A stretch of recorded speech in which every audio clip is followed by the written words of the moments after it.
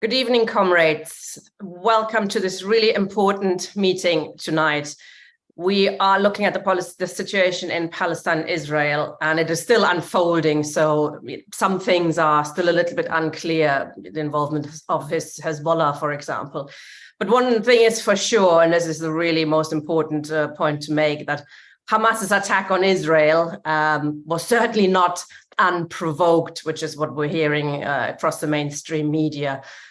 Systematic and racist oppression of the Palestinians by the colonial state of Israel has become even worse in the last 15 years with the blockade, and more recently with the state-sponsored extension of illegal settlements and the pogroms on Palestinian land. These actions have created the horrific conditions which have led to what we should call an act of resistance, but it's also an act of desperation, really. The aim of the Israeli state is quite simple.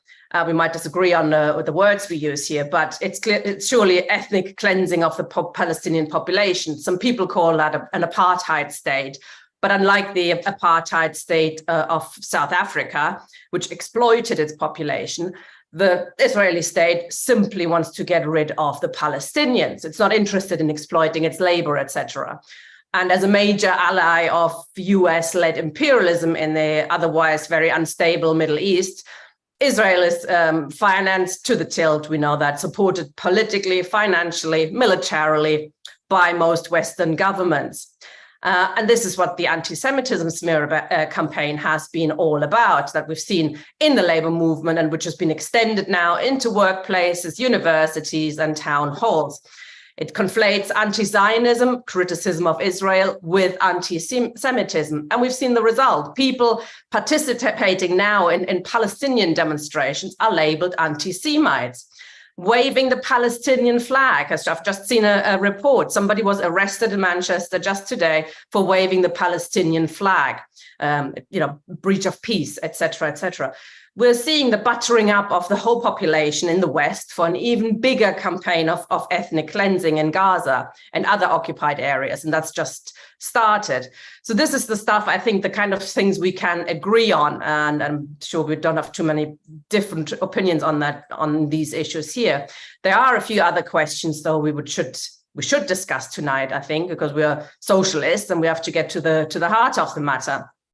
For example, the role of Hamas.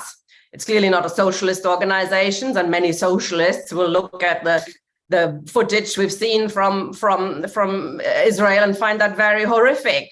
And on a human level, there've been, of course, very one-sided reporting. It's turned out today that the babies that were beheaded, that seems to be totally made up. We also hear reports from Israelis who say Hamas fighters were very kind to them and protected women and children, etc. The truth is probably somewhere in the middle, because there's always the truth is always the first victim in these cases. In any case, it's a national liberation movement, and so it doesn't adhere to socialist principles. What kind of attitude should we take then?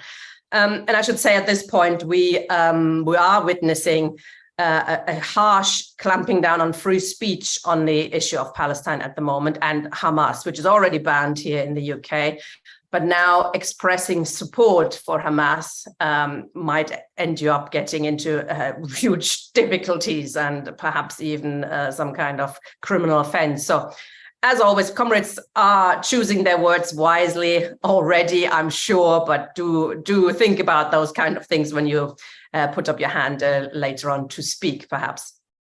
So I want to know from our speaker, Tony Greenstein, tonight, we want to like to hear his thoughts of what's going on. What is the strategy of Hamas? Because it does look a bit, it is, of course, an act of desperation. We can understand where it comes from, but has it perhaps given the Israeli state an opportunity to, move to the right, to attack the Palestinians even more, extend ethnic cleansing, as we said, and, to divert from its own problems? So it is as a strategy, I think we would need to understand it a bit better than I do, for example. So I would like to hear Tony's views on that. What's the strategy of the Israeli government? Will it really want to wipe out Hamas when in the past it's actually been Netanyahu was quite happy to co-live with Hamas and let the Gaza Strip to them to sort it out. These are all kind of questions we want to discuss. And most importantly, of course, any solution. What is the solution? One state, two state, a regional solution. These are huge questions.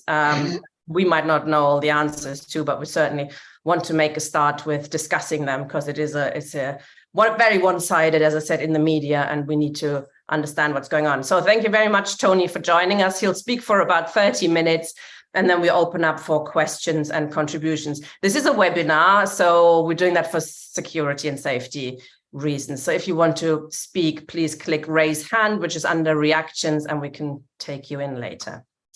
Welcome, Tony. Okay, thank you, comrades. Can I just say that I am speaking from the south of France, about 20 miles from Perpignan in French Catalonia, and I haven't really kept up with the news. So some of you will know more and be more abreast of current events than I am, but I hope I've got something of the picture as to what has happened.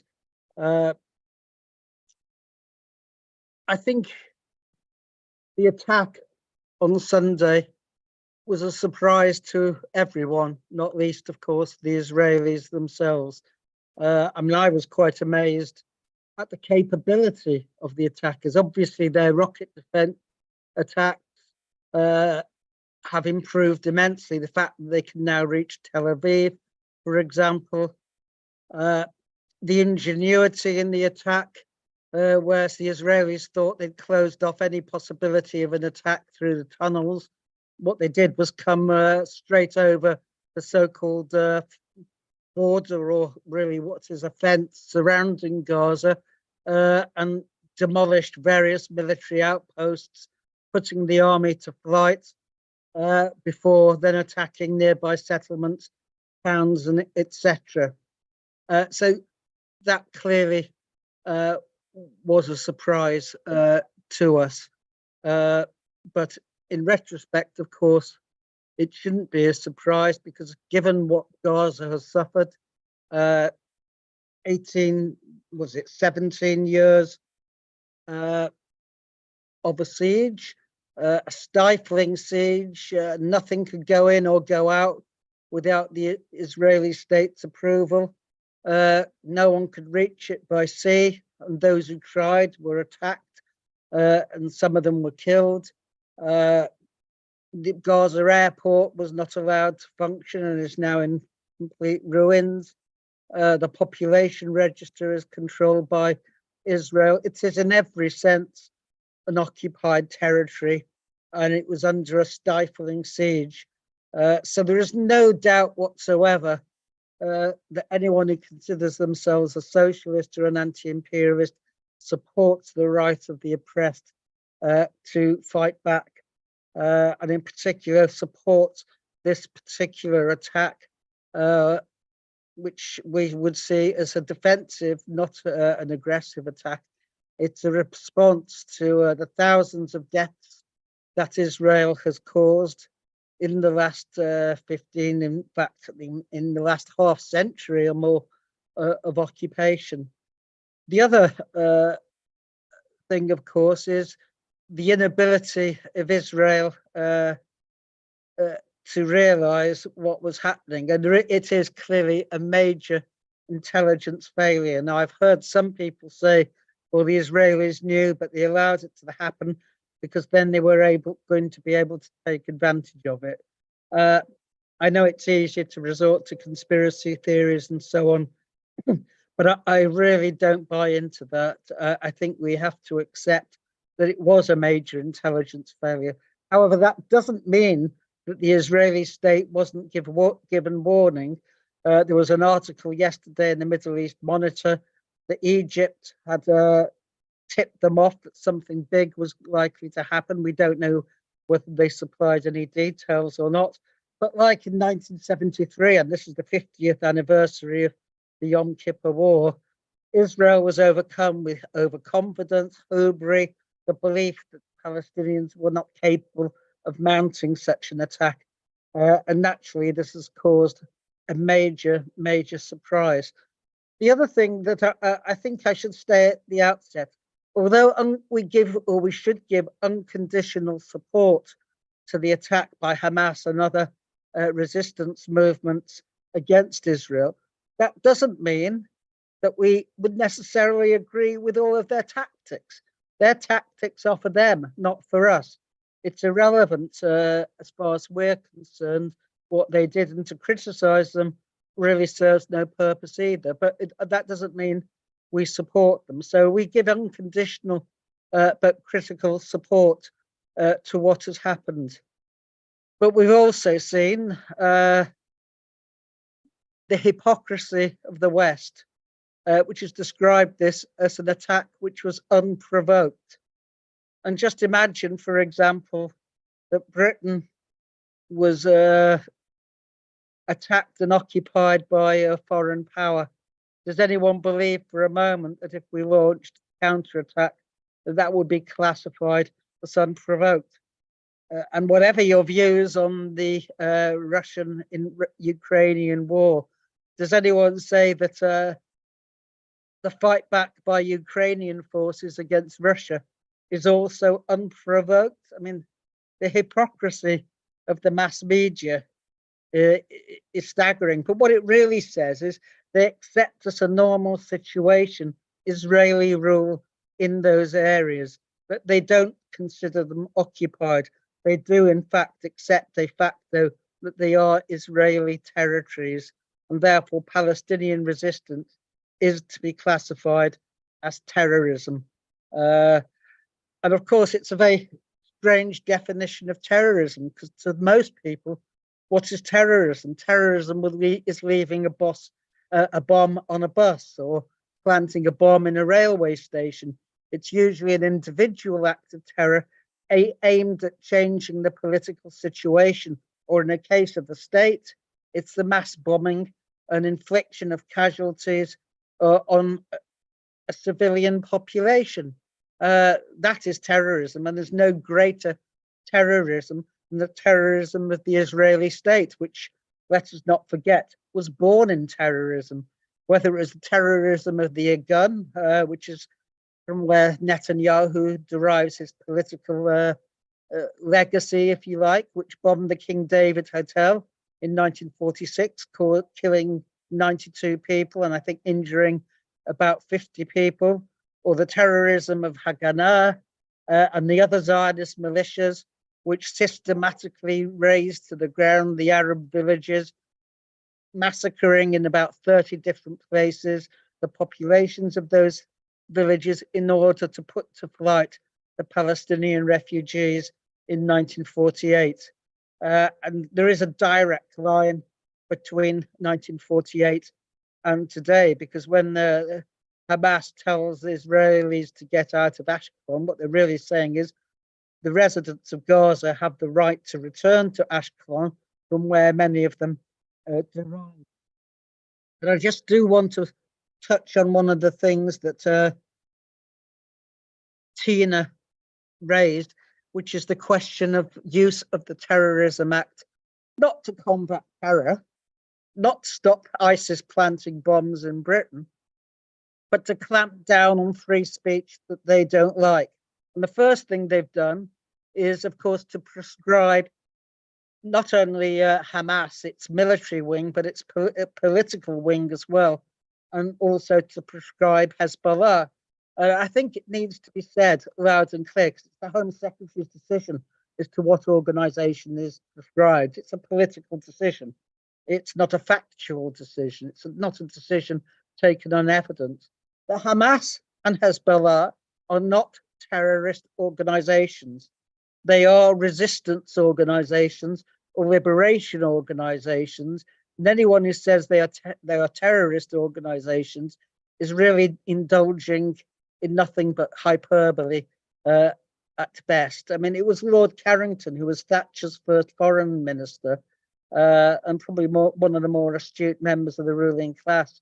We haven't, he was one of the old Tory Arabists, I guess. who said that one man's freedom fighter is another man's terrorist, and that's absolutely right. Because we look at, say, the Nazi occupation of France during the war, or Yugoslavia, they termed those they were fighting against bandits or terrorists. It depends what perspective you're coming from, which side you are on, in a sense, as to who is branded a terrorist and who's not branded a terrorist. But it has nothing to do with the actual meaning of the word terrorism, which is when you think of Russian anarchists planting bombs and hoping by deeds alone that they will then stimulate the mass population to move against the powers that be, and so on. But the question really is, what are the political repercussions of this attack? And I think I'm fairly confident in saying that nothing will be the same after the attack as before it. And I think that was one of the main aspects of Hamas's strategy, insofar as it has a strategy, and I'm not convinced it has any long-term strategy.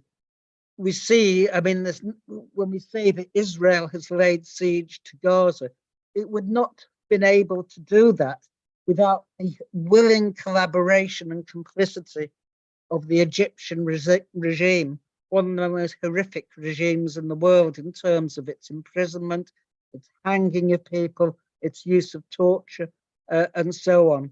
But of course, it's a friend of America and therefore one of our allies. I mean, this is the nature of the so-called ethical foreign policy that the West conducts. But the Egyptian regime is a totally collaborationist regime. It's a Quisling regime. It's a regime which holds its own population in a vice. And it's not very different from other regimes across the Middle East, whether it's Saudi Arabia, Mohammed bin Salman, or the Iraqi regime, which has been put in place by the Americans, which is also extremely repressive, or the Turkish regime, you name it, or the Gulf regimes to a large extent, and so on. The Middle East is dotted by corrupt regimes which see their own populations as the enemy. Because although these regimes have got into bed with Israel through the Abraham Accords and what is called normalization, we can see from the demonstrations across the Middle East where the sympathy of the people lie, and they lie with the Palestinians, not with the Israeli state, or for that matter, their own regimes. And we saw that in Qatar last year in the World Cup, when Arabs who came to it made it very, very clear where their sympathies lie. So we should never confuse the collaboration and the Quisling nature of the regimes in the Arab world, which are the allies, the open allies now. They were closet allies, of course, of Israel, with the people themselves. What I asked are the political repercussions. Well, the initial response, of course, of Netanyahu has been to threaten to raise Gaza to the ground, to reduce it to rubble. And he's told its inhabitants to get out. And of course, there's nowhere to get out to. They can't get out to the sea. They can't get out to Egypt. They certainly can't get out to Israel. So, I mean, this is a promise of the infliction of major war crimes by the Israeli state, with the blessing of Joe Biden, Sunak, and the European Union. And that is where our campaign has to be focused in the coming weeks and months.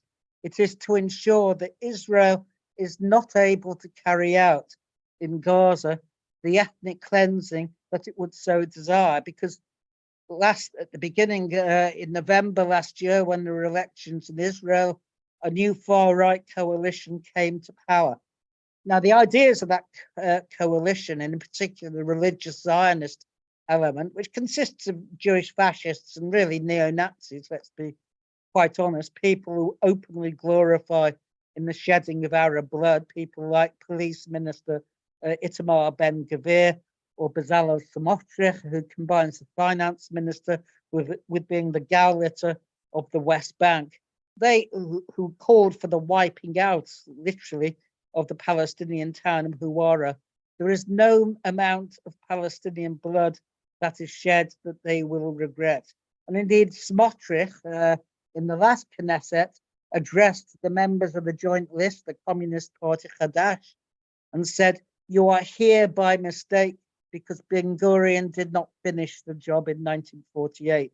So you have, on the one hand, Zionists in this country, represented by Zippy Hotaveli, the Israeli ambassador, a religious nut, who says that Nakba is an Arab lie. In Israel, you have the far right no longer denying the Nakba, but promising to reenact it. And that's really what the strategy of Ben Gurion, of Netanyahu is in the West Bank, in fact, both the West Bank and Gaza. It is a policy of ongoing ethnic cleansing, just as you've had that in a sense in Israel since 1948 itself, with the so-called policy of Judaization of the Negev and the Galilee, and we see the Judaization of East Jerusalem as well. So Israel as an ethno-nationalist state is an inherently racist state, a state which wakes up in the middle of the night and counts how many people are born in the night who are Arabs. Are we in danger of losing our Jewish majority, and so on? That is the nature of the Israeli state, and it does mean, of course, an interclass alliance between the Israeli ruling class and the Israeli working class. How that will fall out, or how that will play out in terms of the attack of Hamas, because clearly it has upset the Zionist psyche immensely, remains to be seen. But I think one thing we can say today, if we ask what are the political repercussions, is that the strategy of normalization, I think, will be all but dead. I very, very much doubt that Saudi Arabia will go ahead now with opening diplomatic relations with Israel. I may be wrong on that. You can never underestimate the treachery of the Arab regimes, but it's clearly going to have major political repercussions in much the same way as the 1973 war did, because before the war, Israel refused to enter into any form of peace treaty with Egypt, which meant handing over the Sinai Desert. But after that, under American pressure, they buckled and signed the Camp David Accord, and that accord, unfortunately, has lasted 50 years. So I think those will be the main repercussions. The other, of course, aspect is what happens in the north of Israel with Hezbollah. Will Hezbollah be dragged into a conflict? It's clearly unwilling to enlarge the battlefront, if you like, to open a second front in the north, but it may yet be compelled to do so, not least by the Israeli attacks and so on. And it may well be that Netanyahu believes that having now decided to try and solve the problem of Hamas and Gaza, he will also try and find a solution to Hezbollah by waging a war on the northern front as well. That remains to be seen. I don't have a crystal ball, and it's impossible to second guess what the major actors will do. But clearly, those are the main outlines of the apartheid state of Israel. But our focus has to be on the utter hypocrisy of the Western states who condemn what has been happening as anti-Semitism, and the campaign against anti-Semitism has been doing its best to tie in attacks on Israelis with attacks on Jews in this country, to try and draw a straight line between the two when no such line exists, because it's part of the Zionist mythology that Palestinians attack Israelis, not because of what Israel has done to them, but because they are Jewish. That is the fundamental basis of the false anti-Semitism narrative that we're all so familiar with inside and outside the Labour Party. As I say, everything really is up for grabs, but we have a battle closer to home as well, which is a determined resistance to the attempts to categorize or classify support for the Palestinians as having anything to do with terrorism. And we have to be quite clear about that. Suella Braverman, who's the most racist Home Secretary I think I've ever known, is all over the question of anti-Semitism. She is extremely concerned about anti-Jewish racism, but no other forms of racism, where she lets loose with her own stereotypes and categorization. I mean, she's only been recently pulled up for saying that nearly all grooming attacks in Britain on children are Pakistani, and she had to be reminded that the statistics of her own Home Office proved quite to the contrary.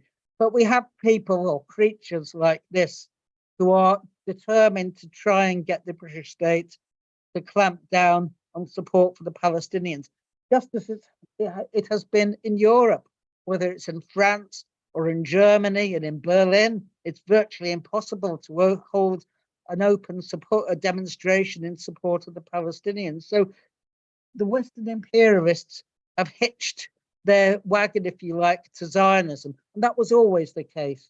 I mean, there are some people are really who are stupid. I can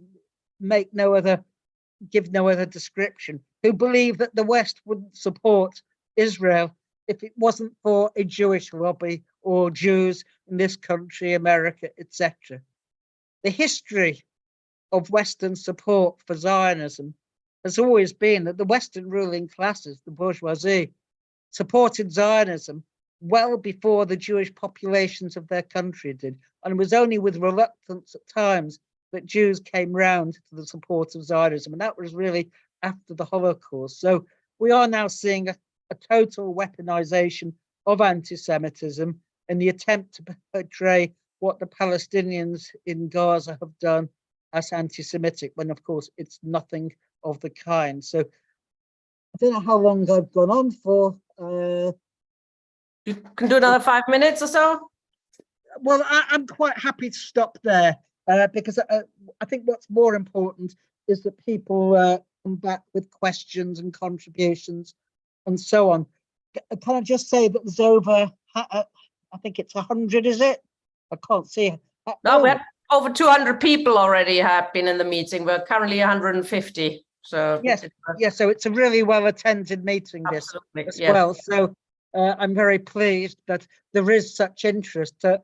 And so people are going to, I think the main thing is that the fight for the Palestinians, which is a fight for our own liberation as well from our own ruling classes, is going to have to be conducted under more and more adverse conditions where the state clamps down. We've seen that with the Palestine Action attacks on the Elbit, the Israeli arms factory. I mean, I myself am currently under a suspended sentence, as were my fellow defendants. There are other trials coming up, and it's important, very important, that people do give solidarity to those who are under attack and put themselves on the front line.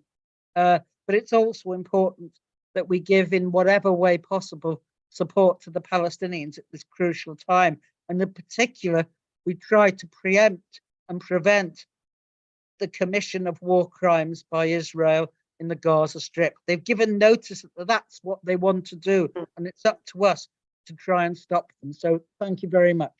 Thank you very much, Tony. Comrades, if you have a question or contribution, please click raise hand and I can bring you in. Tony, a couple of questions first. So you're saying that the Hamas's strategy, as far as it goes, probably more of a tactic, is to stop what has become a sort of normalization almost of the oppression of the Palestinians. There was negotiations going on with Saudi Arabia, Egypt as well, which are traditionally obviously pro-Palestinian states, but they were getting closer to Israel, and that is the main reason to do this now?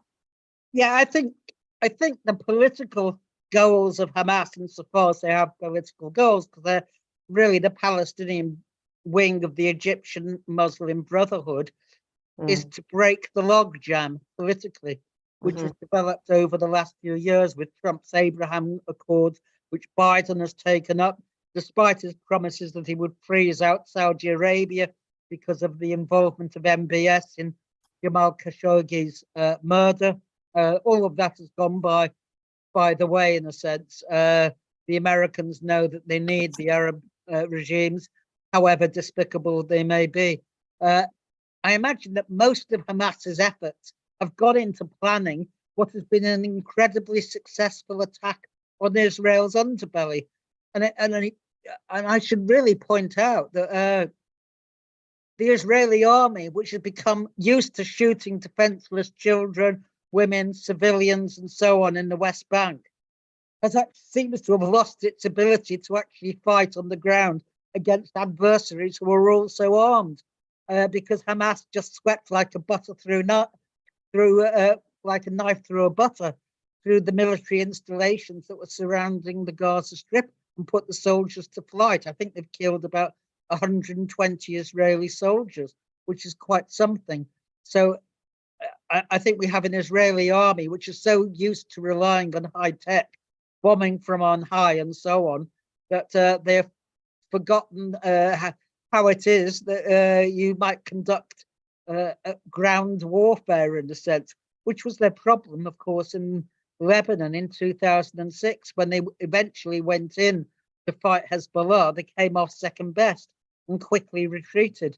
So the Israeli army is not all that it's cracked up to be. But we have to point out, I mean, they condemn Hamas for killing civilians. But when you bomb with high explosives homes on the ground, how is that any different? Quite the contrary. I mean, Hamas, we know, has in situations spared, children have not been killed. Israeli bombs make no discrimination whatsoever. So again, that is simply the hypocrisy of our beloved mass media and our craven politicians, not least of whom is Keir Starmer, who you can't put a piece of paper between him, Sunak, Braverman, and Biden. And today the Labour Party is really just another capitalist party, as far as I'm concerned, anyway. We might disagree on that, but let's not get into that. I'm not a fan of the Labour Party, I should say, under Starmer.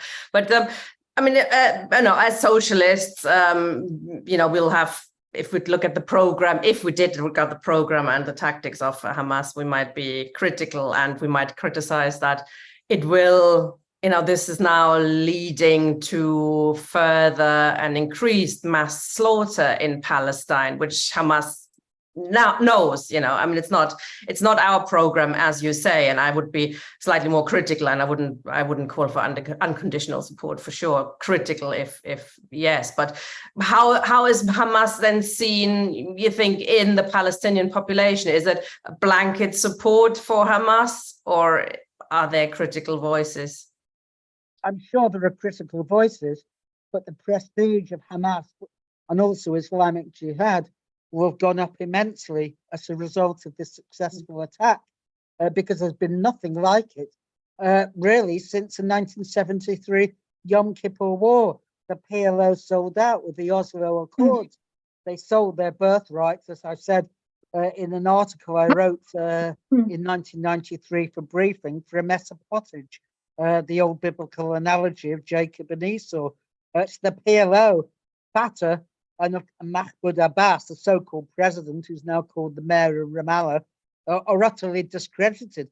They're just subcontractors for the Israeli state. I'm sure that Hamas realized that Israel would then obviously would overcome the attacks eventually, and then would inflict severe damage and reprisals. I'm sure they built that into their calculations. But they also realized they probably have no other choice but to do it. And therefore, they concentrated on ensuring that they could make as big an impact as possible. I don't know, obviously, I'm not privy to their thinking, but I imagine that is what they did. and they didn't think about the long-term consequences too much, because it is really difficult to predict. And in many ways, nothing is for certain and nothing is guaranteed. It's up to us, in a sense, to put pressure on our own governments to ensure that Israel doesn't carry out what it's do. Yeah, indeed, that is our task here now, isn't it, as socialists in Britain, to stop our government from offering. I mean, Rishi Sunak did it straight away, offered military and even more financial support, and who knows, British soldiers in the Middle East. Jesus. Before we open up, though, what's the solution? You still have people arguing for two-state solution, although William Hague saying today in the Times, even he's understands that ship has sailed, although the Egyptian government, I think, it wants to play mediator and to work out a two-state solution.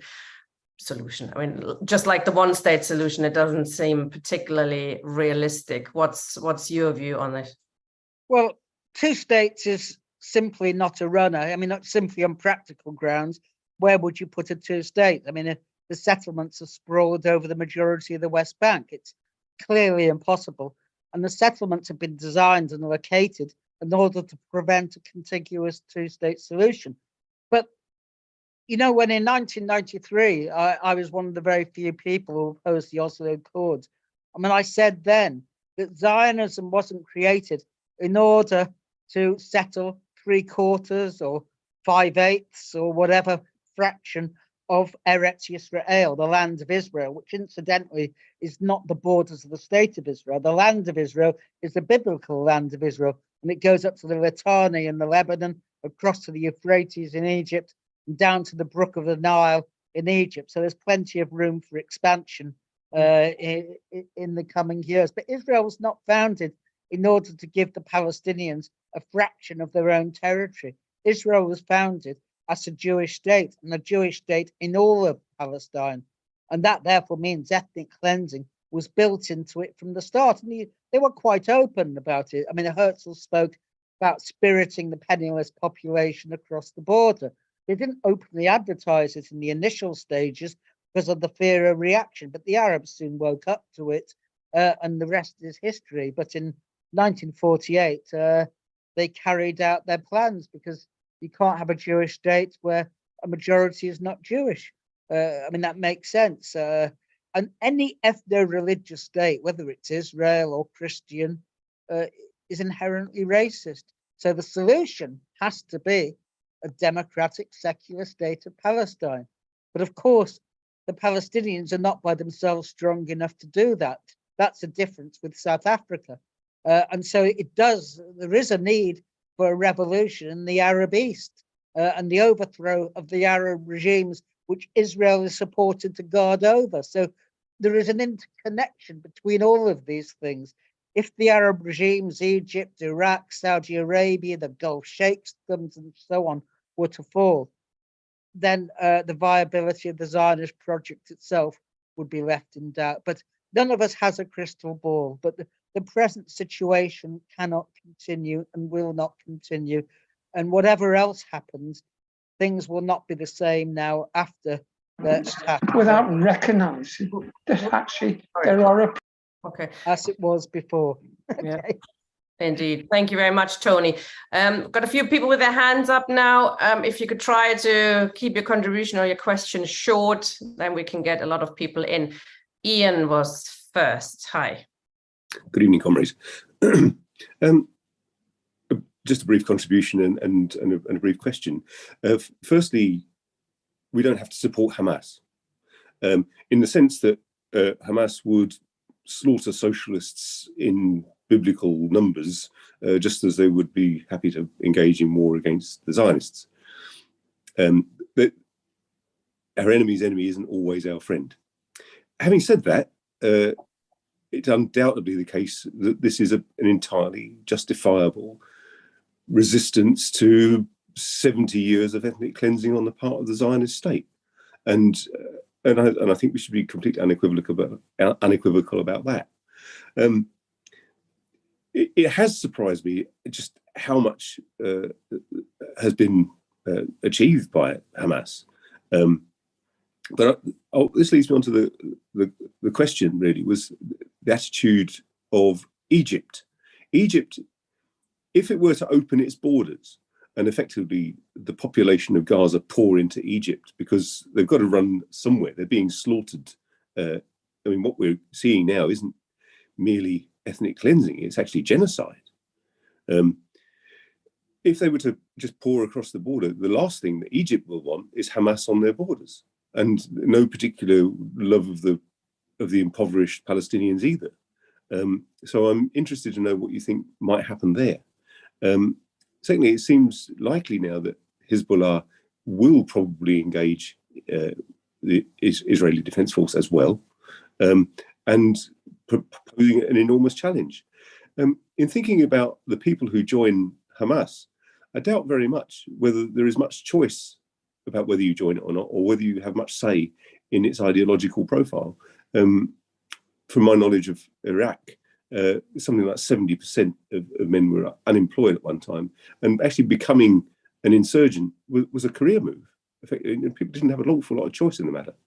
And interestingly, I don't know much about the Israeli Defense Force, but presumably not everybody who gets called up, and it's universal conscription with a few exceptions for very Orthodox religious people. Almost the whole of Israeli society is militarized. And I can't imagine for one moment that anybody would regard that with any great, getting their call-up papers with any degree of pleasure, especially when they know they're being sent out to do things which are utterly heinous as well. So firstly, the question I wanted to ask was about what your perspective is on what Egypt is likely to do. Okay, let's take a couple more, Tony, otherwise we'll never get through all the speakers who've got their hands up. Una, please.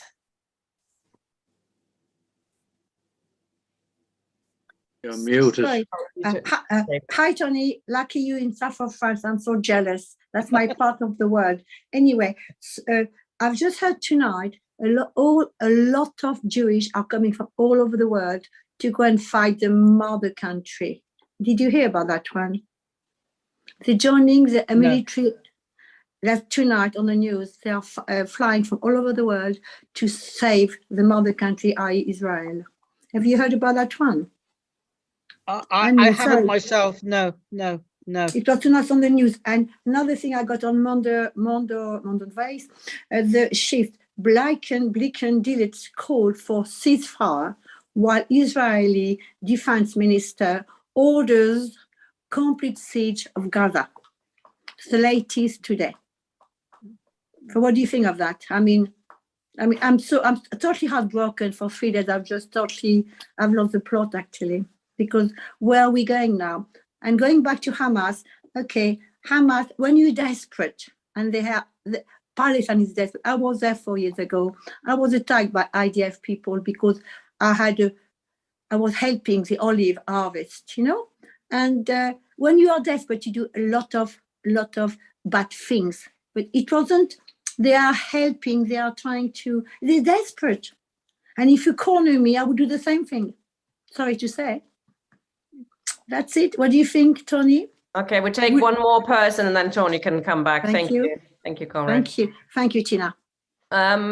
Okay, who was next? Harry. Hi, comrades. Let's first of all deal with this contentious issue now that's faced for the entire movement who backs Palestine, Hamas.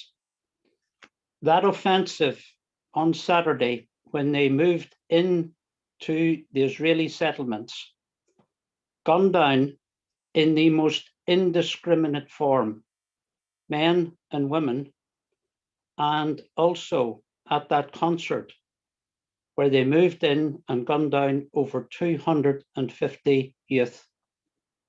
No one in their right mind can justify or defend that action. Nobody. And I hear this argument that, well, look what Israel has done. And look what they do every single day. Gunning down youth, brutality. They abduct people, even from the young age of 10. the horror of putting them in camps, interrogating in Israel, and subject them to the utmost brutality and torture, that, oh, they do it, so that justifies our actions. There is no justification to do what Israel does to the people of Palestine from Hamas or anyone else. I have never believed that Hamas represents the true interests of Palestinian people. Ian put it up to what would maybe do to socialists. That's indeed possible. But what they do to Palestinians is to oppress Palestinians in the Gaza Strip. They clamp down on their rights. They want to control Palestinian people, and they want to do it for their own ends. Now, exactly the reason, what was the motive behind Hamas? Remember, this would not have happened had it not been for Iran. Iran is behind this, the military power behind this. It is possible it all went wrong on Saturday, because when they opened up those 20 incursions, broke down the fence, and believe me, they should break down the fence, they should break it all down. But when those incursions opened up, they went on a military offensive, perhaps expecting the floodgates to open up and the people of Palestine would come out behind them in their military offensive. If that was the plan, it certainly went wrong. It did not happen. But it does beg the question, what was the real motive behind Hamas? Did they want perhaps a more diplomatic position? Are they acting simply in the interests of Iran and are all the Arab states that are surrounding Israel? We don't know the full answer to this. What's immediate at the minute is this massacre that's taking place inside Palestine as we speak, and that the ground incursion of the IDF that's about to go in there. There is one target, and that is the people. It will be to shoot everything that owns. Finally, Tina, I mean, we talk about one state, two state solutions, all this type of thing. There is no solution under a capitalist basis to the freedom of the people of Palestine and to the freedom. What we need to be doing is encouraging the people of Palestine. We support them internationally, massive support, but to appeal to the advanced layer of people in Israel. They're the ones, and they're people who are there will support the Palestinian cause against Netanyahu. That is what we appeal to, the unity of the people of Palestine along with the advanced layer of the Jewish people. That is the way forward on our socialist basis. Okay, Tina. Thank you, Harry. What do you think, Tony? Then can some Israelis be won over? No, all the evidence proves the contrary. Even the Zionist left has almost disappeared into insignificance. The second largest political party in the 1949 elections in Israel was Mapam, the so-called Marxist Zionists. Today they've been eliminated from the Knesset as Meretz. The Israeli Labour Party, which formed governments for the first 30 years, is left with 4 members of the Knesset and is tipped not to get re-elected to the Knesset. The anti-Zionist left in Israel is and always has been extremely tiny because, let us face it, when you have a settler colonial population, there are very few people within that population who disavow the privileges that they are given. The vast majority of Israeli Jews are Zionists, and to look for salvation to the tiny minority of anti-Zionists is just to foster illusions. It won't happen. It hasn't happened. And as Martin Luther King said in his letter from Birmingham jail, which he wrote to the white pastors who said, "Why are you doing all this, going on all these protests, upsetting people?" He said, "No one who has privileges willingly gives them up." And that is the truth of the matter. Harry is absolutely wrong when he says Iran is pulling the strings or Iran is behind this. That is the actual story that Netanyahu is trying to get across. And a story to that effect was placed in the Wall Street Journal yesterday, that Iran had concocted all of this. I don't believe it for one moment. Hamas is its own agent. It made the decision. It will accept help from whoever it can, but it took the decision, and I doubt if Iran even knew of what was going to happen until it happened. So I reject that idea that Palestinians are somehow operating as the puppets of others. They have their own agency, and we shouldn't dismiss that. Now, of course, what happened in many of the settlements, the massacre of many of the party goers, and so on, will not accord with our humanitarian and liberal consciences, and all of us will resile from that. But we are not in a situation where we've lived in a suffocating siege for 17 years, where we've seen people die of ordinary illnesses, cancer, and so on, because they can't get the medical treatment because Israel has denied it. We haven't had our hospitals bombed. And in the last mini war in 2021, although Israel refrained from bombing the Shifa hospital, the main hospital in Gaza, because of the international repercussions, what they did do was bomb the roads leading up to it, preventing ambulances getting there. So Israel has always waged these genocidal wars, and it's promising to do that today, and that is our main task. But I don't think that we should therefore withdraw our support. I made it clear that we should support the attack, the offensive by Hamas and the other groups without necessarily endorsing any of their tactics. Their tactics are up to them.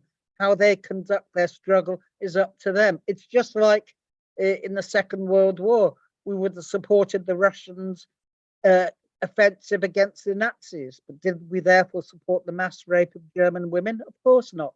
Did we support many of the other things they did? Absolutely not. But did we support them against the Nazi enemy? Yes. And for the very same reasons, we support the Palestinian offensive against the Israelis. And that's what I mean by unconditional but critical support. As to Hamas itself, well, Hamas was in many ways the creation of Israel in 1987. The military governor, under instructions, Yitzhak Segev, I think his name was, gave money to the Islamic foundations that Hamas was running. Why? Because they wanted to undermine the secular Palestinian nationalist groups, like, for example, the Popular Front for the Liberation of Palestine, which is also quite strong in Gaza, incidentally. We should be under no illusions. I mean, clearly, Hamas doesn't run a nice liberal regime in Gaza, but there are other political currents in Gaza, and we should never forget that. We should not simply buy into Israeli propaganda. As far as the comments from Ellis are concerned, yes, I agree. We can't put ourselves in the place of the Palestinians who have been through a suffocating siege, a siege which has killed thousands, not only directly from Israeli bombs and missiles and so on, but indirectly through food shortages, medical shortages, and so on. So it's not our position, it's not our purpose, and it's not our role to say how they should fight. They make that decision for themselves. The only question we have is that we give them support. The first comment was, I think I've forgotten it now. It was by Ian, but maybe you can remind me what his. Well, he was more critical of Hamas, I guess. I'm not sure if there was a question. Yeah, I mean, Hamas is an Islamist organization. The struggle of the Palestinians isn't an Islamic struggle. It isn't a religious struggle. It's a political struggle. Hamas was, when it started, was an extremely reactionary anti-socialist movement, but it has transformed into a resistance movement, which just goes to show, I mean, Israel, in a sense, created its own Frankenstein. And that's not the first time, of course. We saw the United States do that in Afghanistan. And then in Iraq, they fostered the jihadi movement. And then all of a surprise wondered why they were bitten by them when they didn't get what they want. So, I mean, none of this is is new at all, but we can be extremely critical of Hamas, and I am. If anyone looks at my blog, you will see I've been very critical of them for their attacks on women and so on and so forth. But at the end of the day, they are the only force that counts in Gaza alongside Islamic Jihad. So yes, one gives them support. One should do no other. Oh, sorry, Tony. Ian just clarified. He asked about the likelihood of Egypt opening its border to allow. Oh, right. Yes, that's right. I don't think Egypt wants to open its border, because if it did want to, and there's been various hints by Israel that maybe they could resettle the Gazans in the middle of the Sinai Desert, I don't think they want to for one moment, because it's a regime which, although extremely repressive, which is also extremely fragile. It doesn't have a mass base. I certainly don't think it wants to take on board what it considers Israel's problem. So I don't think it will do that willingly at all. And so Israel, to some extent, is stuck with the problem of Gaza. And it won't be allowed to, of course, get away with the genocide it would like to carry out. I mean, if Ben Gvir and Smotrich had their way, they would literally wipe out every single person in Gaza. But the world community, if you like, people in the imperialist countries and so on, will not stand for the mass slaughter that Israel wants to conduct. But as far as Egypt is concerned, I can't see them opening their borders willingly. They may be forced to, but it won't be a willing gesture on their part. Thank you, Tony. Steve Freeman, and apologies. That's all right, Tina. I'm supposed to be coming in first. Hi. Oh, there I am. So where have I gone to? And there I am. Yeah. Hi, Tony, and hope you're enjoying your holiday. Yes. Yeah. Well, if you insofar as you can, it's not meant to be. I was sounding a bit flippant there, and it's not a flippant situation. Okay. Obviously, there's so many points to be made, so I'm just going to focus on one or two and not all of them. And I think I wanted to focus on, all of which you sort of covered in various ways. I wanted to focus a little bit on England, or the battle that is developing here and the reaction of the English working class to these events and the movement to these events. Because as we know, Palestinian supporters are coming under attack. So we need to get our politics in a strong place. I believe there is a lot of support in England for the Palestinian people. I was trying to look around. I was trying to look up an opinion poll, but I couldn't get one. So far, I've only got one in 2002. But the one in 2002, which is 20 years ago, way out of date in some ways, the only one I could find at the moment, said that that 28% of people supported the Palestinians and only 14% of voters supported the Israelis. And I have no reason to believe that has changed. If anything, it would have been greater. But obviously, I'm interested to know what that is. But there has been. Let's put it like this. Now, the ruling class are obviously will be trying very hard to reverse that. Corbyn, of course, was part of that, of spreading that idea. You said something in one of your blogs, and I noticed it about English. Well, it's about English hypocrisy. It's about hypocrisy. But I was thinking of English hypocrisy because the English are famed for our obsession with class and rank and snobbery and deference, but also for our hypocrisy, because we love to pass moral judgments on people in other countries of which we know very little. And your blog, Tony, said something about the hypocrisy of those who support the Ukrainian resistance and condemn the Palestinian resistance. And I'm one of those people. I want to avoid that trap. I'm somebody who supports the resistance of the Ukrainians and the Palestinians, not to fall into that trap. But I think we have to make something out of that. That is one of the arguments, a way that the government and Labour support the resistance in Ukraine and completely ignore the Palestinians. So that's an argument I think that we can use in the wider movement. I noticed that the crown, as it were, the government, the crown, the ruling class, if you want to call it that way, are actually trying to get the English. They're trying to get they will have a minute's silence at the football game going on at Wembley on Friday or Saturday, and they can't decide whether to have a minute's silence for Israel, which might lead to some booing. They're not sure about that. Or the better plan, safer option, is to put a lighting up on the Wembley arch of the Israeli flag. And of course, the Crown has put the flag on public buildings like Downing Street, along with the Union Jack. And of course, Braverman has warned it may be a criminal offence to wave the Palestinian flag in solidarity with the Palestinian people. And she's been sending out letters to the chief constables to get them to act. And in one of these letters, it says she would urge them to clamp down on any attempts to use flags, songs, or swastikas. I mean, has anybody except Nazis been parading with swastikas? Obviously not. And I mean, and many neo-fascists support Zionism and hence wave the Israeli flag.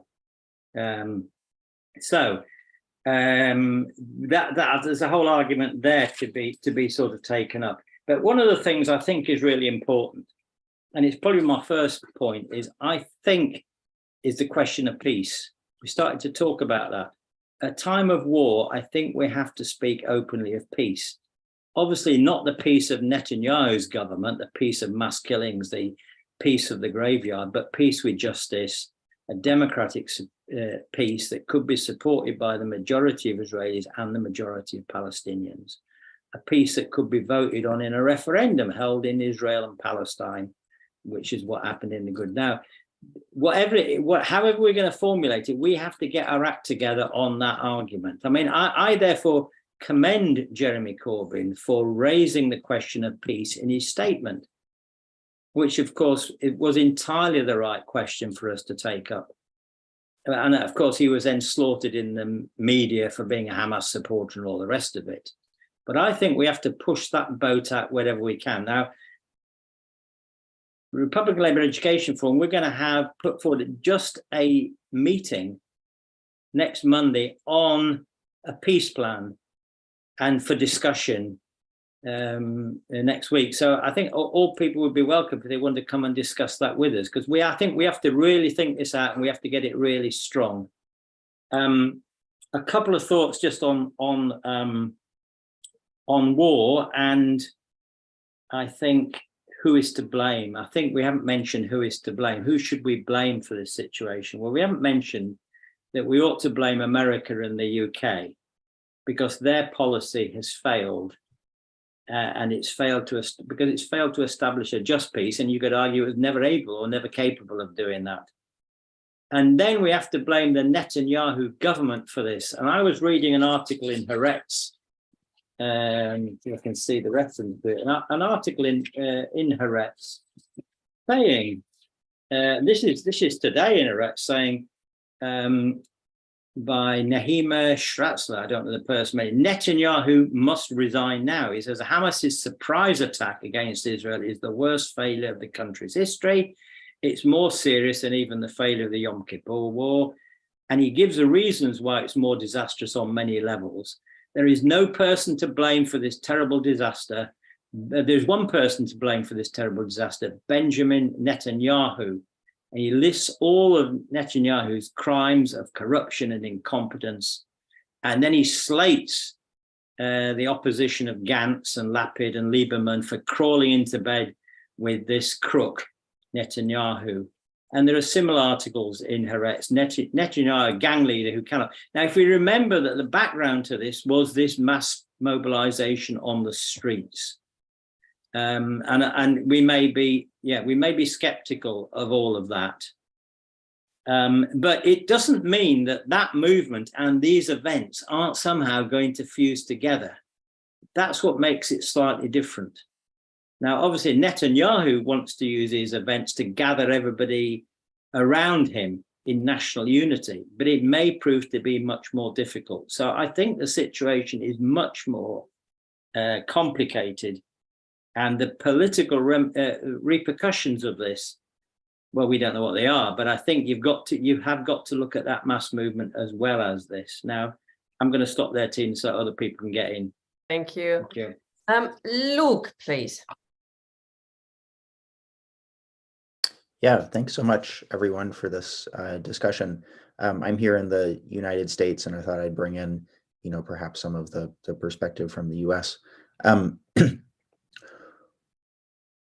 Maybe just very briefly on the Anthony Blinken tweet, the Secretary of State here in the U.S. I suppose he did tweet something calling for some type of peace solution, and then they're very quickly, I think, retracted that tweet and then, stood behind Joe Biden and next to the Vice President Kamala Harris when Joe Biden basically said to Israel that, do whatever you want and we'll give you full support. The thing that I'm interested in is how a group that I'm involved in, the Democratic Socialists of America, the DSA, reacts to these events, because the DSA is a socialist organization here that endorses and seeks the support of elected officials here in the U.S. And so the question is, okay, the DSA as of 2017 supports the BDS movement, is an anti-Zionist organization. Well, then what happens when our elected officials, so to speak, basically toe the line in regards to giving military support to Israel? So one question I think that socialists here in the United States have to ask themselves is, okay, how do we keep elected officials accountable? How do we continue to encourage that narrative of looking at the United States? It's very easy for folks to kind of condemn violence and what's going on, and then to forget to then turn around and say, actually, it's this country that continues to give X, Y, and Z amount of military aid, and ensure that this can continue happening. So this event is posing that question to the DSA in a very stark way.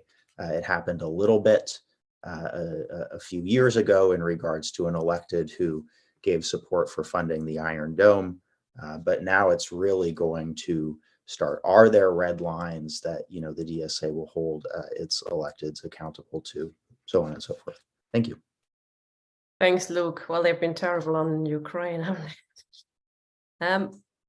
Who's next? Marion, please.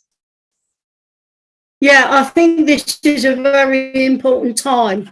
On Sunday, myself and Auntie joined other people in Birmingham City Centre. It was a big show of support for what's going and supporting Palestine. I give uncritical support to the Palestinian people, and I don't think en masse would necessarily exist unless it had some base within its population. And I agree with Tony, we have to give critical support. It's not our job to tell them how to conduct their struggle. And I think we have a big responsibility in this country, in particular, because the state of Israel would not be the state of Israel if Britain hadn't done what it did. And I think that our main task now is to stop what's going on in Gaza. We have to hold our own government to account. And one of the things that we need to do is to stop what Tony's been involved in, stop the military arms deals with Israel. We have to cut them short now. We have to campaign for that. That's one of the things. And the other thing is we have to point out, as others have, the hypocrisy of the media.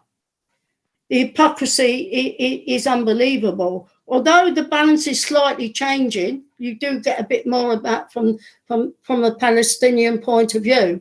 But our main task is to stop what's going on. The damage that's already been done in the Gaza Strip is unbelievable. And we need to step up our campaign. And that is one of our big tasks, is to do that. But I also agree with Tony that I think we have to see about how we can go about so that there is a democratic, secular Palestine. We don't want any religious states. And I think it's important that we campaign, and we've got a big campaign within the trade union movement and in the Labour Party. And Tina's right with what she's been saying, that we can now see the fruition of all that. Well, the campaign against the left and accusing them of being anti-Semitic. And, you know, when Starmer says Israel's got the right to self-defense, well, the Palestinian people have the right to defend themselves as well. It's not a one-sided right. So we have to challenge them all the way. But we have to make sure we're building a big anti-war movement in this country. There are real dangers of it escalating, real dangers that we could be drawn into nuclear war as well, you know. So you've got this, and all the, as someone else said about Ukraine, I don't support a lot of people like they do on Ukraine, but the hypocrisy of it. And you have to ask yourself, why have they got a different attitude to the resistance in Ukraine, to the resistance of the Palestinian people? And for me, it's a class question. They want to do away with any remnants of socialist society, of a worker state. They want to smash that, but they also need Israel to be in existence so that it can continue to divide and rule in the Middle East. So, but our main task is to build an anti-war movement and to hold all of our leaders, trade union and that, to account and place demands on their own government to stop what they're doing.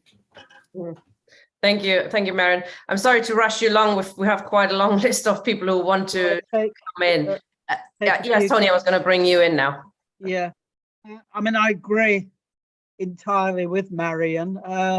The question is not the right of Israel, a major military power, to defend itself against what is a largely defenseless population, but the right of the Palestinians to self-defense. And that is indicative of the warped distortion of language by our oppressors, that literally words mean anything they want them to mean.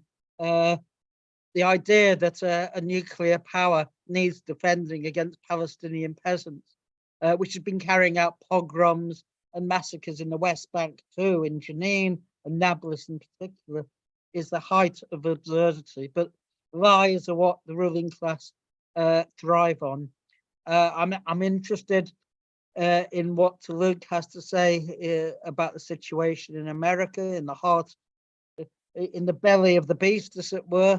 But I think it's gratifying to know that support has been increasing, in particular amongst democratic supporters in America for the Palestinians.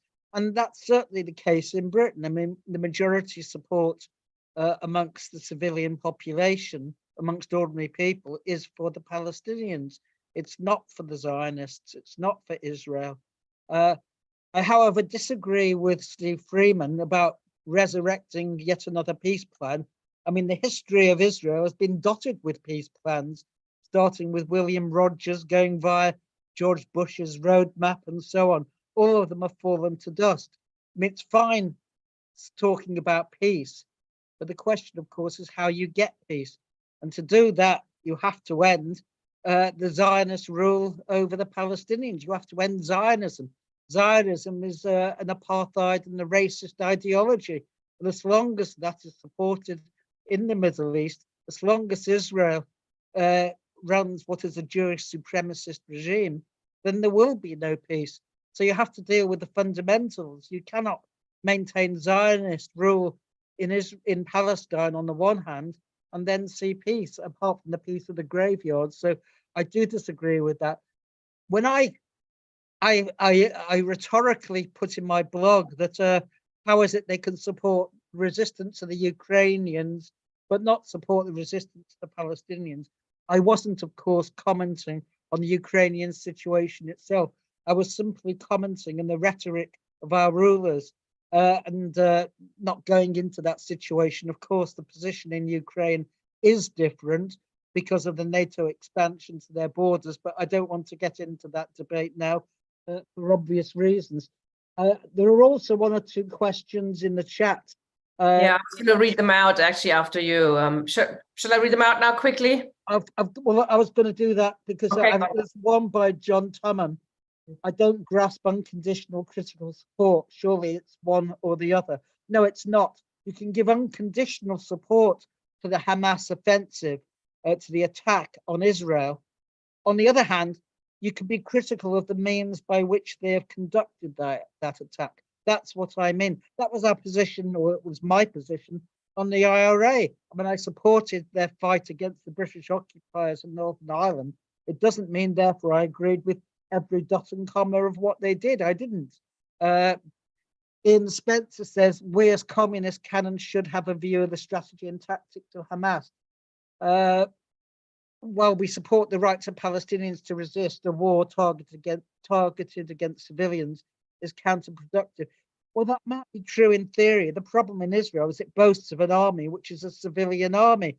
And most people in Israel, below, I think, the age of 50, are reserve soldiers. So they are part of that army. And I think, 1 month with the army up to the age of 50. So it's very, very difficult to differentiate.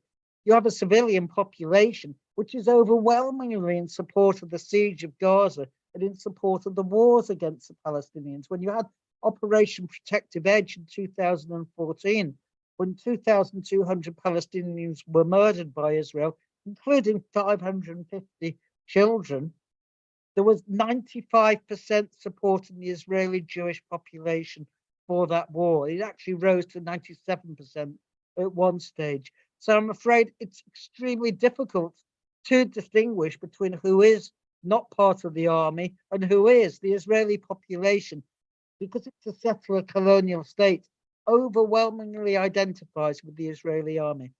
There's a few more questions now, which I'll quickly read out. Sure. 3 of them sort of are grouped together, I think, under the question of the solution, how to get to some kind of solution. Bob is asking, why have all the previous peace plans failed? Is it just because of Israel's occupation and settlements? And Anita and Laurie both picked you up on your regional solution, which I think is also what Moshe Machova is saying.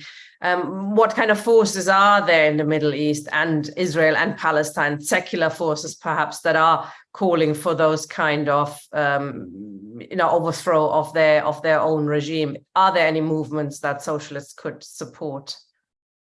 Well, there are. I'm sure there are movements, in particular in Egypt, where there is a strong working class. To some extent in Iraq, there is a communist party and so on there. But we have to face up to it that the left in the Arab world is weak.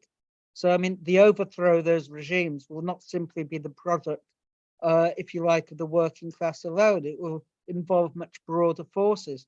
The problem is that the repression in those countries is extremely severe. We saw that in 2011 with the Arab Spring, that at the end of the day, the imperialists were able to impose their own solutions. Saudi Arabia went into Bahrain to prevent the regime being overthrown because it's a Sunni regime with a mass Shiite population, and so on. I am wary of, if you like, prescribing solutions because I'm not in a position to do so. All I can say is that I know that the only solution in the end to the Palestinian question is a regional wide one, whether it's the establishment of socialism, whether it's the establishment of radical Arab nationalist regimes, anti-imperialist regimes, such as exist in other parts of the world, like Cuba, for example. I do not know. But Israel exists to watch over those Arab regimes, to protect them, to safeguard them. And it seems to me obvious that if you can overthrow them, and if the cause of the Palestinians becomes a prominent and major one in all the political affairs in those states, then sooner or later, imperialism itself will begin to reconsider the support it gives to the Israeli state.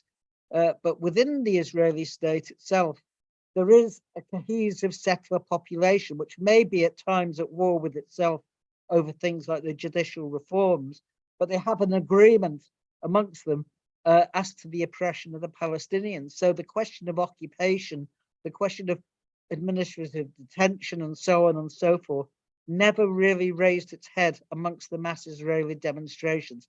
There are fringe elements, the Stop the Occupation bloc and so on, but they were often attacked by other demonstrators who said we shouldn't raise these issues because we will divide people. I mean, it's an old and familiar refrain, I think, that you shouldn't raise radical demands. But those who look to Israel itself for the solution will be waiting a very, very long time, I'm afraid, because I say people do not give up their apartheid privileges voluntarily.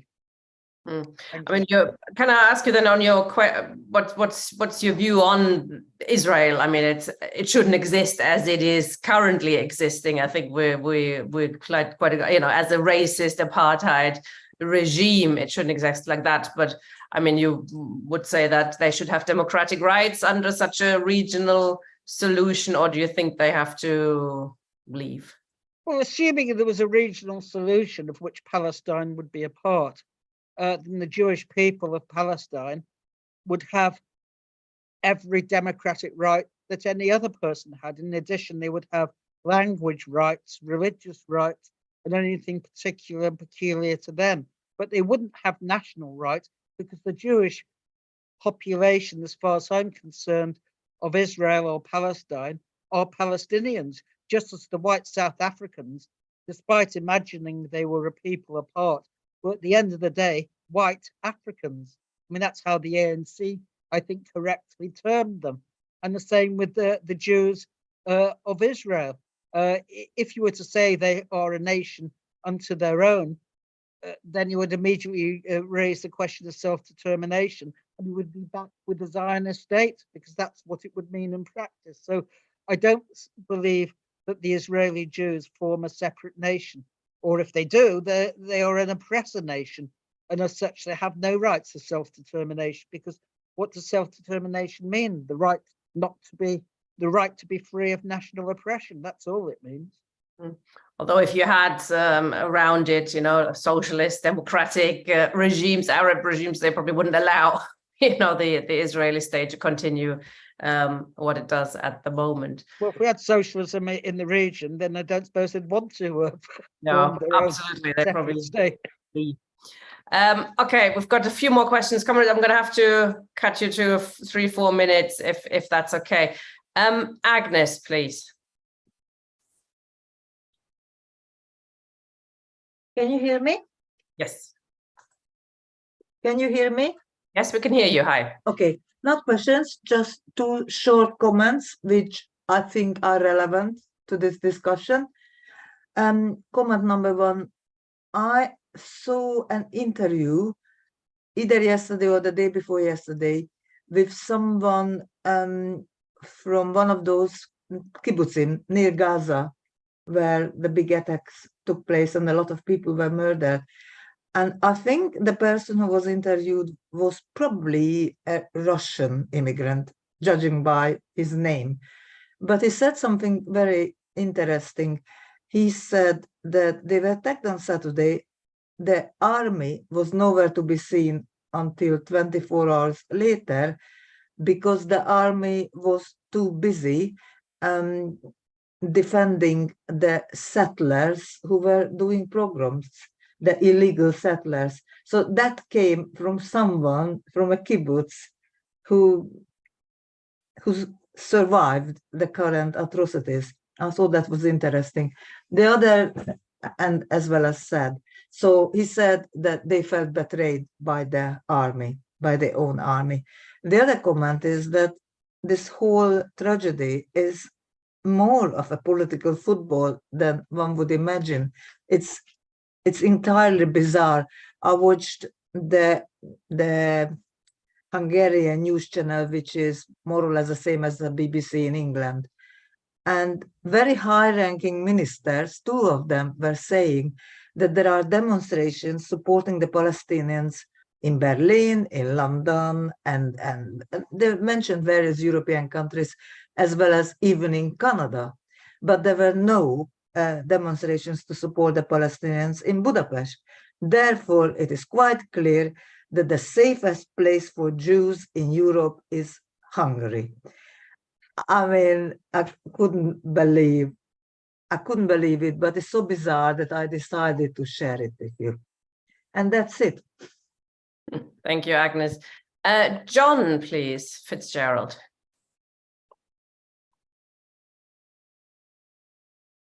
Yeah, evening all. Where do we start? Hi, Tony. Yeah, hi, John. Did you get my check? I don't think I have. About that later, maybe. Just that later, I think. I posted it in your basement. Oh, right. Well, I'm probably when I get back home, I will, yes. Oh, where are you? In France. Oh, enjoying yourself in France. Okay. Good, good. John, Yeah. have you got a question or a comment? Yeah, sorry. I suppose it's a case of like starting from being objective. So I went into Wikipedia today just to have a look at the history of Hamas. And it actually started off, as far as I can ascertain, if what Wikipedia says is true, as a non-violent branch of the Muslim Brotherhood. They only turned to violence because Israel became more violent. But there was always an internal discussion, in their branch as to whether they, would want to use indiscriminate violence. It became, quid for pro as far as I haven't read all of it, but that's as far as I could see. And I suppose the triggers for all this, it seems to me, is the fact that the oppression over the sit-ups, since the new government coming in has been much stronger. That killed more Palestinians in the West Bank, and it's just going on and on. So you've also, my understanding also, this new government also decided that they were going to have new settlements built. I think, and it was a lot. I'm not sure how many. Tony may know, but that didn't help matters. And of course, Hamas itself wasn't included in these realignment talks, so that probably didn't help. Okay, comrades, yeah, can you? so they've really been put under it, really. I suppose what I'm thinking of really is that Palestinian solidarity campaign in this country, as far as I know, are giving the uprising and Hamas is full support. And there's a demo this Sunday, and I'm just wondering as to how that is going to play out. Because we're looking at people who've got critical support, uncritical support, so on. The other thing is the Palestinian Authority, they were pushed into this. They were pushed into the joining Hamas in this because, of course, they had very little support, and that's Hamas is the strongest, had the strongest support. They were even elected in the past with a big,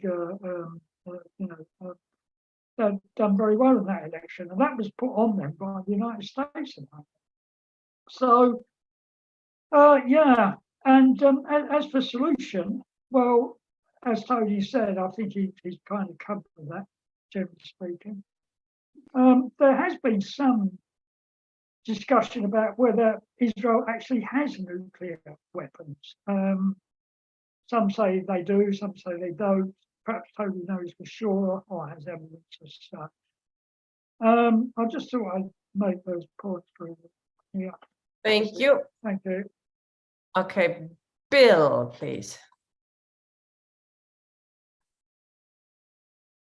Thank you. I'll say brief. The situation here in Ireland is every night from last Monday, there's been demonstrations in Dublin, and it's culminating in a big one on Saturday.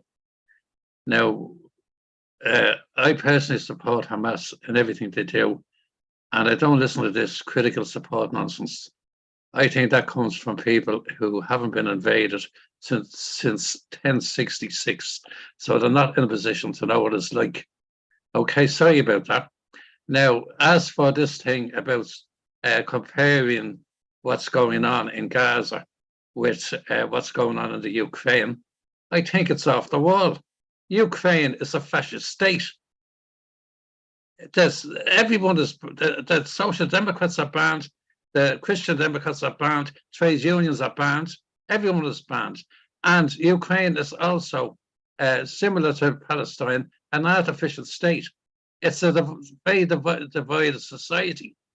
And 14,000 people were murdered before the Russians made an intervention. And they were reluctant to make an intervention. And they did make an intervention to save a genocide that was going to take place.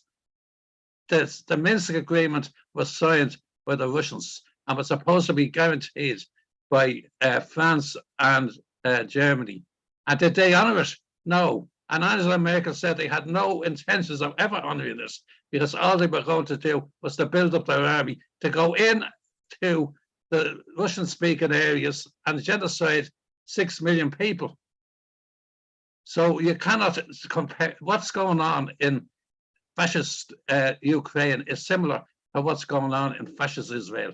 Israel is also an artificial state created, of course, by British imperialism. Any conflicts in the world. Ireland is a victim of British imperialism. Cyprus is a victim of British imperialism. And so is this so-called Israel, which is something out of a storybook. I am looking forward. What's after happening now is that after been shaken to their foundations, they didn't expect oppressed people to come back and to be able to fight it like they are. Now, you'll probably find that other Arab countries will come in and other Arab peoples will come in and support. I would say Hamas will come in and support. Sorry about all that, but that's what I had to say. Okay, say it. And you did. Becky, hi. Hi, Tina. Hi, Tony.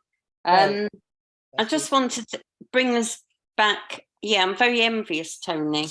I just wanted to bring us back to what we can do rather than, although the discussion has been very interesting, what can we do here in the UK and how can we best support the Palestinian people? And I want to talk a little bit, quite quickly, about Keir Starmer. Now, he went on LBC, I think it was today, and he said that Israel has got every right to cut off water, food, fuel, and everything else to the people of Gaza. That is a war crime. So the potential next Prime Minister is supporting the worst of war crimes. Apartheid is a crime against humanity. Keir Starmer has said there is no apartheid, to the extent you can't mention the word apartheid at Labour conference. So I think people on the left in this country have got some very serious thinking to do if they are going to put across to get into power somebody like Keir Starmer. Because not only will he be useless to the British people, he will be a danger to the world. So there was that. I want people to think about what they're going to be doing in the next year vis-a-vis Starmer.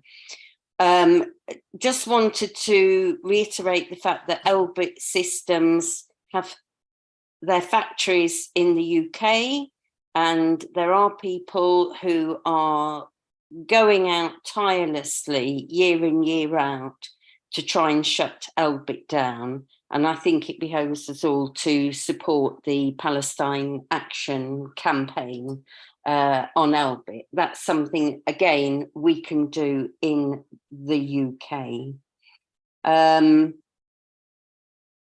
Another thing I think that we've got to be wary of, and probably most people on this call know about how the Zionists in the UK operate, and they operate on the basis of shutting everybody down. So in Brighton, we had a demonstration last Sunday, which was very well attended and had a lot of young Palestinian people there.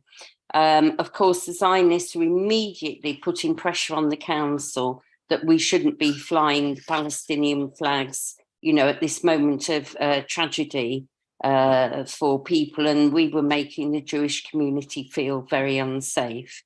And that is going to happen in all communities where we resist in the way that we can in England. And so we've all got to be prepared to kick back on that and not take their nonsense. The other thing I wanted to say, just really in response to the discussion, and I think, was it Bill who spoke before me, made a good point. I mean, it's not for us to determine how Palestinian people carry out their struggle. It's not for people in the West, the people who set up the shitty system in the first place. It is not our business.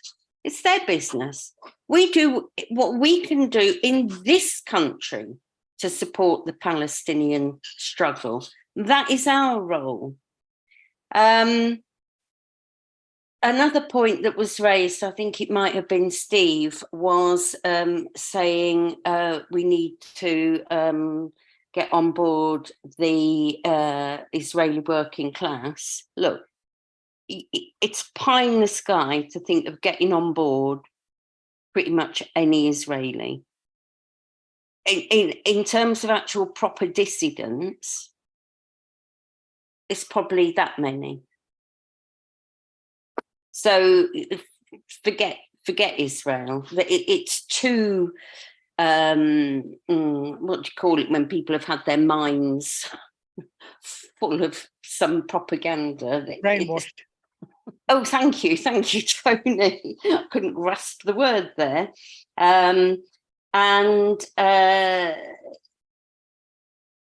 The other thing I wanted to say was, I don't know if it's been mentioned, this Saturday, the National PSC has called a demonstration 12 o'clock outside the BBC on Saturday. And that's got to be massive. And there's got to be so many Palestinian flags that Suella Braverman will self-combust, as will Keir Starmer, actually, because he's no different. So please, if people can get to that demo, that would be good. And if there's anybody around in the meeting that's around the South Coast, in Brighton, we're having a peace and justice vigil at 2 o'clock on Sunday at the Peace Statue. Thank you, Tina. Thank you, Becky. Definitely get your Palestine flags out while we still can. The more have them up, the better. Tony, do you want to reply to a few things? There's three more. Yes, sure. I mean, my main criticism of Hamas is they launched this offensive while I went on holiday. So I wasn't able to participate in all the solidarity actions in Britain. But I support just about everything that Becky says. And I think we should really beware of trying to tell the Palestinians how they conduct their struggle. We can certainly, in our discussions with them, and I do have discussions with them, say what is my opinion, but at the end of the day, it's their decision because they're living through these horrors. I am not living through them. As regards what Bill said, by and large, again, I agree with you. I do think one should maintain criticism of the politics of Hamas. I don't think we need to surrender all our critical faculties. I don't agree that Israel is a fascist state. I think fascism is a different creature from settler colonialism. That doesn't make it better. In many cases, it makes it worse, because under fascism, you have a state that is oppressing the vast majority of its own population, whereas in settler colonialism, the settler colonials are a class alliance between the working class and its own ruling class, which is why when Steve talks about the Israeli working class, that's absolute pipe dream. The Israeli working class are actually the most right-wing and chauvinist part of the Israeli population, sadly, because they actually see the privileges that they have as something they want to defend against the outsider, the Palestinians. So there's no question that the Israeli working class will have a revolutionary potential, any more than the white working class of South Africa was. They were the most diehard, if you like, bitter enders, you would call them, people who lasted out till the very end in their belief that there must be white minority rule. So I simply don't feel it. I mean, I think there are more than 10 Israeli anti-Zionists, Becky, but they are numbered in hundreds. They're not even numbered in thousands. So, I mean, they are a minority, and they also operate under very, very difficult conditions. And I accept, I mean, one of them, whose name I've forgotten for the moment, I mean, did describe the tragic murder of two members of Hadash, the Communist Party, in the kibbutz Be'er on Gaza border, and that is tragic. But, you know, I mean, Hamas can't be expected when they attack a kibbutz, and don't forget, the kibbutzim are established on raised Palestinian villages, to distinguish between who's good and who is bad. But we've had this propaganda about babies being killed and so on and so forth, which is actually reminiscent of the Iraqi invasion of Kuwait. Do you remember when the Americans touted, and this woman spoke to Congress about how the Iraqi invaders had turned off the incubators in the hospital in Kuwait City, which kept babies alive? In the end, it was proved to be absolute nonsense. There was no truth whatsoever in it. And the same is true about the attack on babies. In fact, you go to my blog, I quote from the Times of Israel yesterday that when Hamas invaded one of the settlements surrounding Gaza, they killed both of the parents of these children, but the children themselves, they put a blanket over and said, "We don't kill children." And that was the instructions that were given. I'm not saying children didn't die, but what I'm saying is they certainly didn't set out to do that.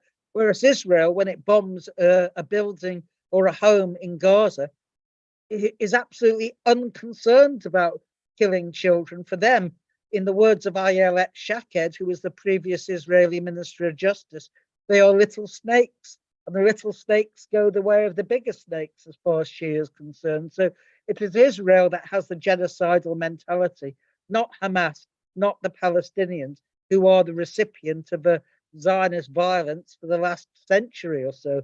I can't remember whether John asked the question or not, or was simply making a number of observations. But one observation on nuclear weapons: there is absolutely no doubt that Israel possesses a large nuclear arsenal. Mordechai Benunu, who was in prison for 18 years, blew the whistle on that. It's definitively the case that Israel is a nuclear power. Thank you, Tony. Thank you, Tony. We have 3 more people with their hands up, and I will bring this meeting to a close. Stuart, please.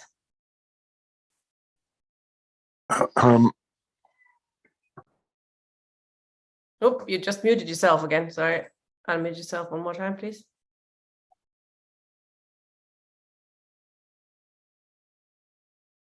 Can you hear me? Yes, we can hear you now.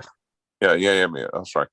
I'm Stuart Richardson. I'm the Secretary of Birmingham Stop the War Coalition, and apologies, I'm rather late to your meeting because Stop the War had a trade union network meeting earlier. I just want to comment on some of the debates and say a few words about what's happening in Birmingham. Clearly, Hamas is a political representative of extremely oppressed people over 75 years. And we should have a position of general solidarity. But I think, I think one has to use certain critical faculties. The killing of 250 people at a music festival is not very productive. And I agree with the general statement that Jeremy Corbyn said: the horrific attacks on civilians in Israel was deplorable.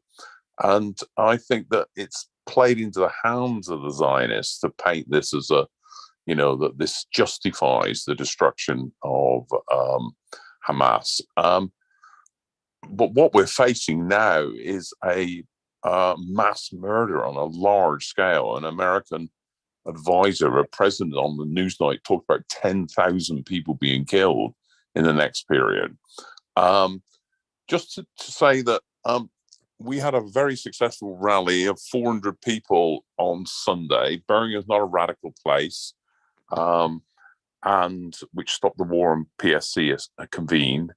And we had an official representative of the Birmingham TUC speaking, who are actively promoting the coaches to the demonstration in London.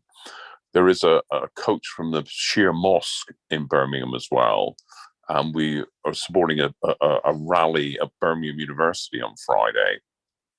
And but just to say, I think we're operating in Britain. We're operating in a situation where there is a broad propaganda for the Zionist cause, and I found that one of the most effective ways of dealing with it is to discuss the fact that Israel, virtually everywhere in Israel, and of course everywhere in the West Bank, you have racially segregated housing. You have, and this is published in the Jewish Chronicle, the high point of British Zionism, that Palestinian Arab schools inside Israel get about a third of the funding of Jewish children. That you have different laws for Jewish children who commit offences from Palestinian children. And you have to say bluntly to these people, if it's so good in Israel to have racially segregated areas, why don't you start campaigning for that only white people can live in Northfield, and that only Asian people can live in Yardley? And when you try to confront people like that, you bring up the contradictions of the argument. I think that's quite effective in terms of arguing the case. I think that, but we have a great responsibility in the coming days.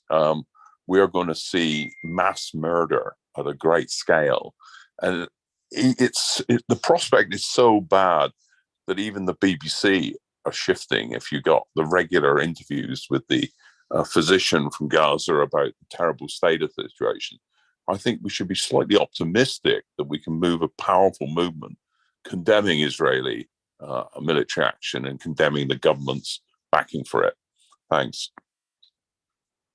Thank you, Stuart. Victor. No, sorry. We've got Anthony first because he's got his camera on already. Victor, put your camera on, please. Can you hear me? Yep. I think we can build a mass movement against the danger of a third world war, and people can see the dangers very clearly. And why America's pushing this, I think that they wanted something to happen. What they didn't we don't agree with all the attacks of other people dying, but what they didn't see was the mass upheaval it was causing throughout the Intifada in the West Bank. And I heard a few days, not much information on Twitter, but it's spread now to Jerusalem by the Palestinians against. Slower, comrade. Can you speak a bit slower? So, yeah. Did you hear the first bit about the possibility of building a mass movement? Mm-hmm. Yeah. What's happened is Al Jazeera put it clearly. What they didn't expect is that the Palestinian masses are not going to be cowed, and that's what Tony said, by the Zionist suppressors, because they've seen that they can be militarily weakened. So that psychology of submission has been weakened. But I saw on the Russian news, you can get that on RT Rumble on my computer downstairs. Don't have to sign in, but you can get it free. It's highly suppressed, more than the Iranians. But what it shows are mass demonstrations in Lebanon, Yemen, Egypt, Kuwait, even in support of the Palestinians.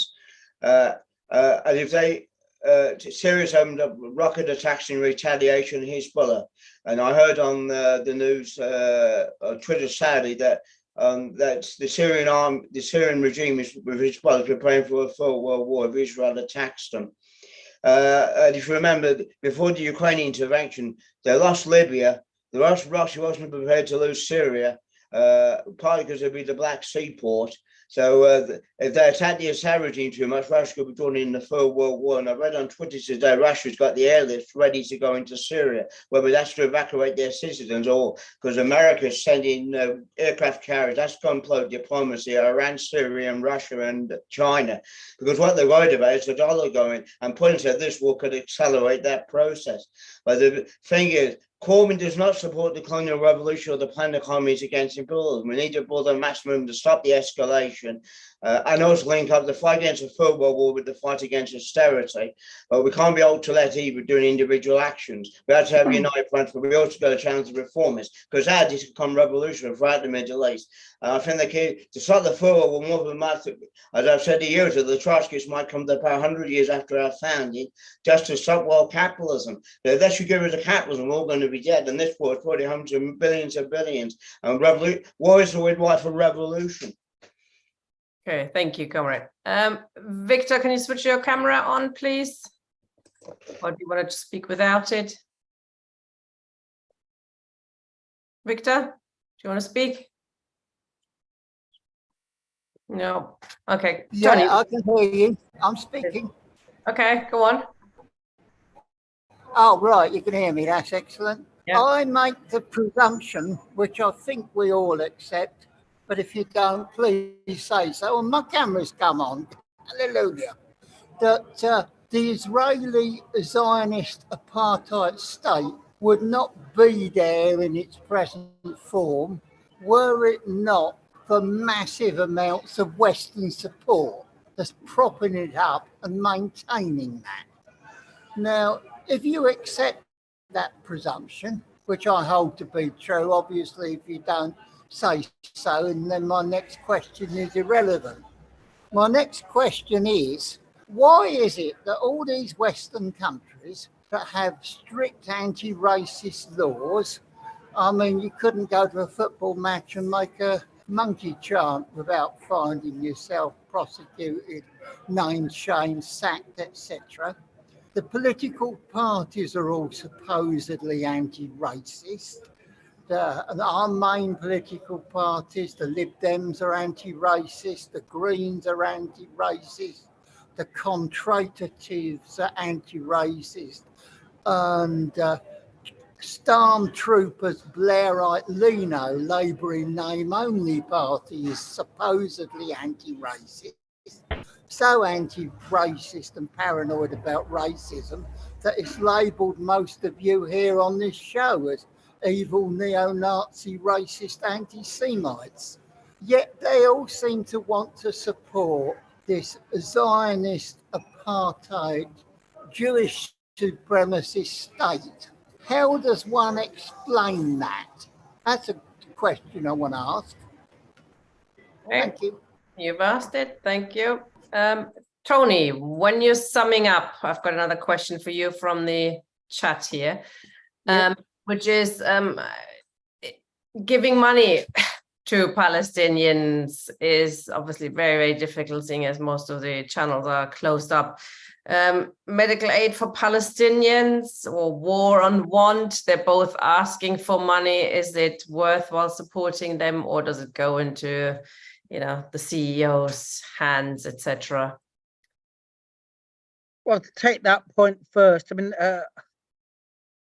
certainly money raised by any charity some of it will go to support the staff who are employed by that charity, but certainly medical aid for Palestine, War on Want, and similar charities are quite bona fide, and they do a lot of good. There's a Middle East Children's Alliance, which is another. I raise funds for the Alta Fork Children's Centre in Jenin.